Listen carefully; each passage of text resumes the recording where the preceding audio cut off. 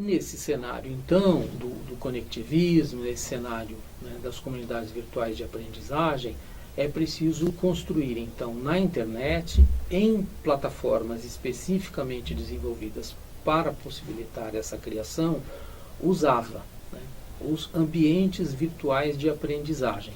AVA é uma sigla corrente, né, no meio de EAD. O tempo todo as pessoas estão falando em AVA. AVA para cá, AVA para lá e tal.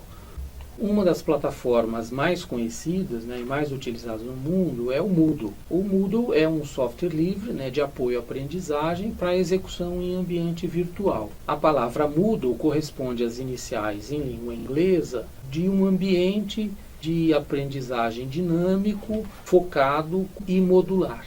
O Moodle foi criado ao longo de um período de tempo, entre 1999 e 2002, por um educador e cientista computacional australiano chamado Martin Douglas.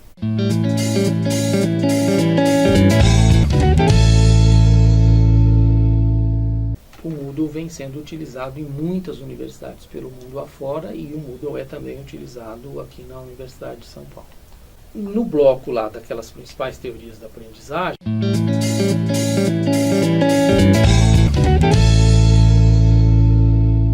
as primeiras teorias que surgiram são conhecidas como a teoria do condutismo. Alguns autores são clássicos, né? O Pavlov, o Skinner, aquela concepção da aprendizagem como ligada ao condicionamento, ao comportamento de quem aprende. Então você precisa conhecer, né, como as pessoas aprendem, para você poder ser eficaz no processo de ensino-aprendizagem. E aí esses autores são autores clássicos, né, e o condicionamento, o comportamentalismo acompanhou as práticas de educação durante muitos anos, o século XX inteiro, né, ou pelo menos a primeira metade do século XX foi muito marcada pelo condutismo. O cognitivismo é uma outra teoria que vale ser mencionada. O cognitivismo vai estar mais preocupado com o significado do aprendizado, com a invenção de processos que levem os alunos à descoberta.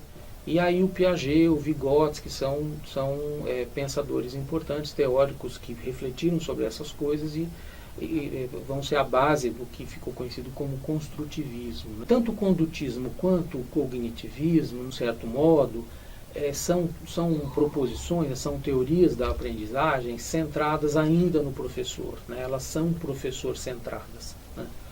O conectivismo desloca o centro do processo ensino-aprendizagem. O centro do processo ensino-aprendizagem sai do professor e vai para o aluno. Então, são teorias da aprendizagem que são ditas aluno-centradas, né?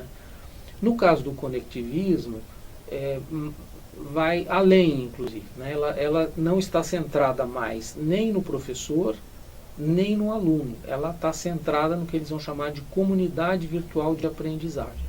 A internet possibilitou o surgimento de comunidades virtuais. Hoje em dia temos comunidades virtuais para tudo, né? Mas nem toda comunidade virtual é uma comunidade virtual de aprendizagem, né? Então, para que ela seja uma comunidade virtual de aprendizagem, é preciso que ela tenha determinadas características. Isso traz essa teoria como uma teoria central para as práticas pedagógicas no contexto do EAD ou do ensino à distância. A gente deve, então, incluir essa teoria contemporânea da aprendizagem, chamada construtivismo social, baseado aí que o Martin Douglas vai identificar como pedagogia socioconstrutivista. Eles partem do construtivismo, mas vão além, né, bastante além.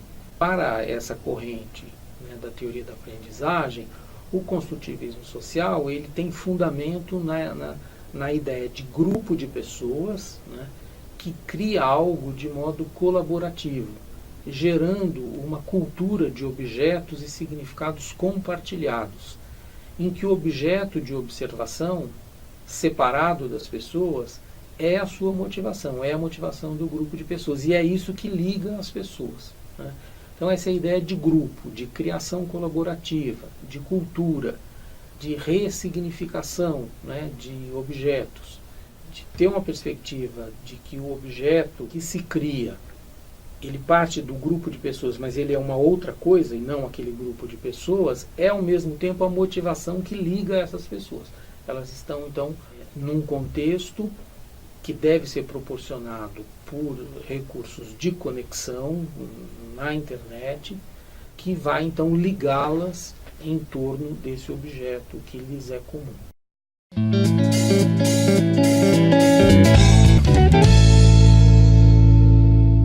O conectivismo é a base teórica do ensino à distância em tempos de internet. Não poderia ser diferente. Claro que a internet vai impactar, inclusive, a teoria da educação. Um dos teóricos contemporâneos, né, da educação, o George Simmons,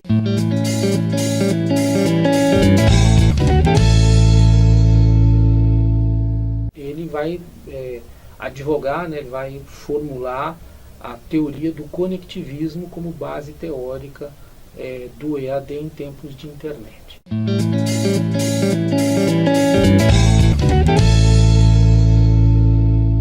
Nós temos tradicionalmente nas atividades de ensino atividades centradas no professor, né, e numa concepção pedagógica que é conhecida como pedagogia da transmissão. Há variantes para essa denominação, mas a pedagogia da transmissão tem um pressuposto. O professor sabe, o aluno não sabe, o aluno é um saco vazio e o professor tem que fazer coisas para encher o saco do aluno. Esse é o suposto, né? Então tem que transmitir informações, transmitir conhecimento. Essa ideia nos acompanhou.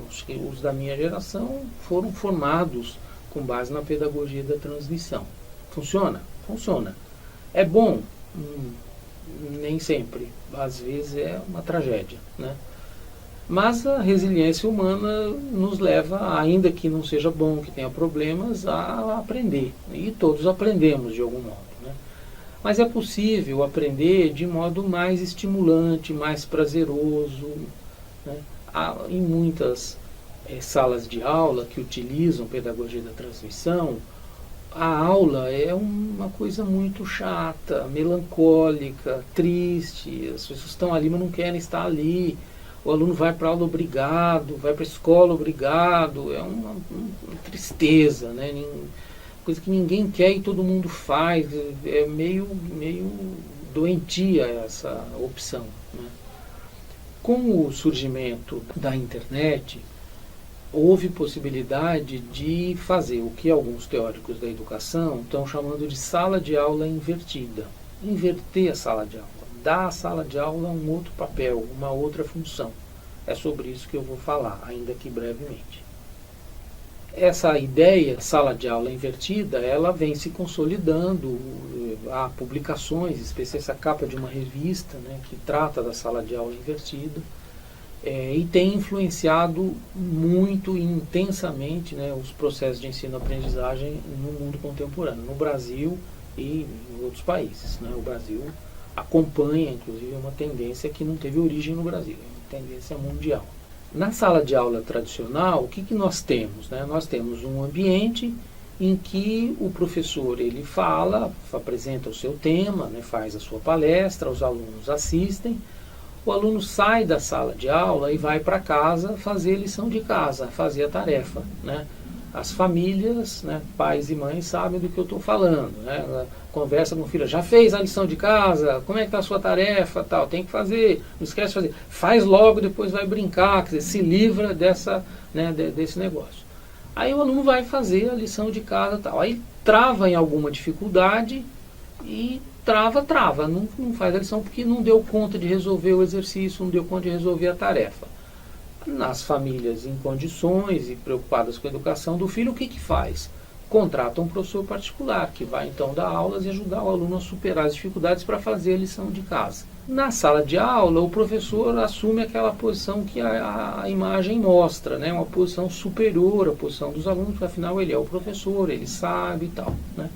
Essa é a pedagogia da transmissão tradicional, essa é a pedagogia centrada no professor, essa é a pedagogia que aposta em alunos passivos, bem comportados e atenciosos. Essa é uma imagem típica desse tipo de sala. O professor falando e exigindo que todo mundo preste atenção. Aí o professor grita, bate na mesa, pede atenção, faz o que pode para chamar a atenção.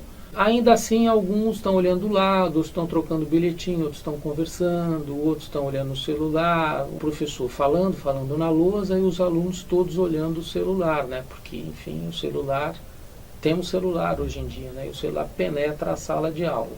Aí o que o professor faz? O professor tira o celular do aluno, né? Porque ali a sala de aula é lugar de prestar atenção nele.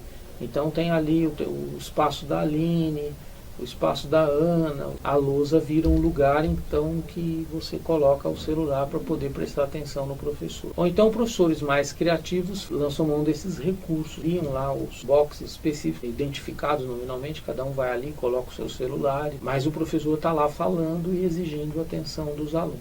Né? Às vezes o professor lança mão de artifícios, né? Ele põe uma moldura em si mesmo, então se ele fosse um celular, e aí os alunos então com isso passam a prestar atenção nele. Mas enfim, não é uma boa solução. Com a sala de aula tradicional, o que a gente tem? A gente tem a exposição, né? O aluno ouvindo, aquela capacidade de reter 5%. A sala de aula invertida propõe o quê?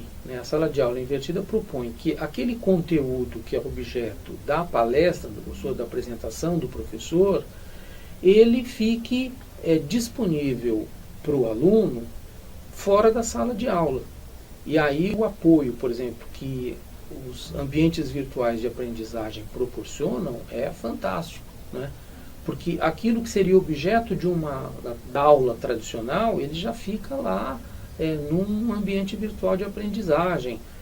Textos que o próprio professor, ao organizar esse conteúdo, seleciona e indica a leitura. Ou seja, o espaço, digamos, o espaço de casa, né, o espaço da lição de casa, ele deixa de ser o espaço da lição de casa. Ele passa a ser o espaço da dimensão da compreensão, do lembrar, do conhecer, do saber no sentido de se apropriar do domínio cognitivo do que precisa ser trabalhado como aquisição de conhecimento naquela aula. E a sala de aula vira o espaço privilegiado, ou seja, o exercício que é tradicionalmente feito em casa, ele passa a ser feito na sala de aula. E se o aluno, ao fazer, tem dificuldade, trava, ele conta imediatamente com o auxílio dos seus colegas alunos.